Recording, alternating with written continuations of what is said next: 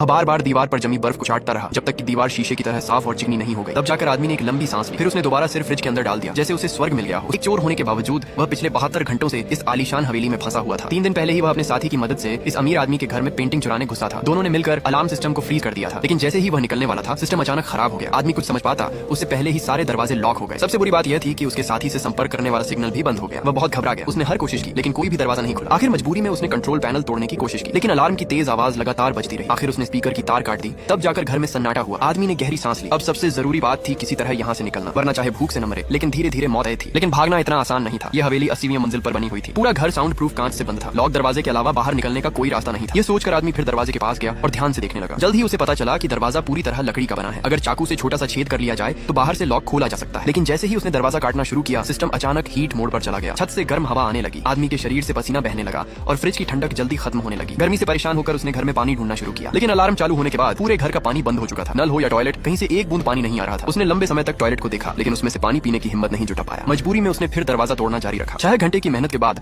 आखिर दरवाजे में बड़ा छेद हो गया। उसे लगा अब वह बच निकलेगा, लेकिन अगले ही पल उसकी उम्मीद टूट गई। लकड़ी के पीछे मोटी स्टील प्लेट लगी हुई थी। बिना खास औजार के उसे खोलना नामुमकिन था। अब आदमी पूरी तरह टूट चुका था। लंबे समय की मेहनत से उसका शरीर जवाब दे चुका था। भूख भी बुरी तरह लग रही थी। वह खाने की तलाश में फ्रिज के पास गया, लेकिन अंदर सिर्फ एक्सपायर हो चुका कैवियार और बिस्कुट रखे थे। मजबूरी में उसने बिस्कुट निकाले, ऊपर लगी फफूंद को धीरे धीरे खुरचा, फिर उस पर महंगा कैवियार रखकर खाने लगा। लेकिन वह चीज उसके गले से नीचे नहीं उतर रही थी। फिर उसने महंगे फिश टैंक से एक मछली निकाली, उसे चाकू से बारीक काटा, आटे में मिलाया और फिश बॉल बना ली। आदमी ने जल्दी से उसे मुंह में डाला, लेकिन अगले ही पल मछली की तेज बदबू ने उसका बुरा हाल कर दिया। उसे ऐसा लगा जैसे अभी सब कुछ बाहर निकल जाएगा। फिर भी उसने किसी तरह उसे निकला। कुछ देर के लिए उसकी हालत संभली, लेकिन पानी के बिना वह ज्यादा देर जिंदा नहीं रह सकता था। तभी उसकी नजर ड्राइंग रूम के फिश टैंक पर गई। उसने उंगली पानी में डुबोई और छक्कर देखा, लेकिन खारे समुद्री पानी का स्वाद गले में चुभ गया। उसका पहले से सूखा गला और खराब हो गया। मजबूरी में उसने फिर मदद के लिए आवाज लगाई, लेकिन सारे कम्युनिकेशन सिग्नल पहले ही बंद हो चुके थे। वह कितना भी चिल्लाया, कोई जवाब नहीं आया। अगले दिन उसने टेबल पर रखा फोन उठाया और पुलिस को कॉल करने की कोशिश की, लेकिन फोन पूरी तरह बंद था। फिर उसने कंप्यूटर खोला, लेकिन उसका नेटवर्क बाहर से कटा हुआ था। अब आदमी फिर से कोई रास्ता ढूंढने लगा जिससे वह बच सके। जब आदमी लगभग हार मानने वाला था, तभी उसकी नजर सिर के ऊपर बने वेंटिलेशन पाइप पर पड़ी। वह कुछ देर सोचता रहा और अचानक उसके दिमाग में एक खतरनाक तरीका आया। उसने एक महंगा फूलदान उठाया और पूरी ताकत से जमीन पर दे मारा। फूलदान चकनाचूर हो गया। फिर उसने टूटे हुए टुकड़ों में से 2 थोड़े मुलायम टुकड़े चुने, उनके किनारों पर कपड़ा लपेटा और रबर बैंड से कसकर बांध दिया। कुछ ही देर में उसने अपने हाथों से एक तरह का चश्मा बना लिया। वह तुरंत लिविंग रूम की छत पर चढ़ गया और वेंटिलेशन के कांच पर तेजी से काम करने लगा। उसे हैरानी हुई कि टूटे हुए पत्थर के टुकड़े सच में चश्मे की तरह काम कर रहे थे। उनका असर किसी असली सेफ्टी ग्लास से कम नहीं था। अब वह खुली आंखों से काम कर सकता था, इसलिए उसकी रफ्तार काफी बढ़ गई। उसे पहली बार बाहर निकलने की उम्मीद दिखी, लेकिन तभी उसने देखा कि फ्रेम में स्क्रू लगे हुए हैं। उसने हाथ से उन्हें खोलने की कोशिश की, लेकिन वे बहुत कसकर लगे थे। फिर उसने चाकू से पूरा फ्रेम काटना शुरू किया, लेकिन फ्रेम हटाते ही वह फिर टूट गया। अंदर पूरे 12 मजबूत स्क्रू लगे हुए थे। मोटा बुलेट प्रूफ कांच वेंटिलेशन को पूरी तरह बंद किए हुए था। उसके भागने की उम्मीद फिर खत्म हो गई और हालात और खराब हो गए। एयर कंडीशनर का तापमान अपने आप 41 डिग्री तक पहुंच गया। पूरा घर भट्टी की तरह गर्म हो गया। आदमी पसीने से भीग गया और चक्कर खाने लगा। लेकिन जैसे ही उसने पुलिस को बुलाने की कोशिश की, घर का सिस्टम और भी बंद हो गया।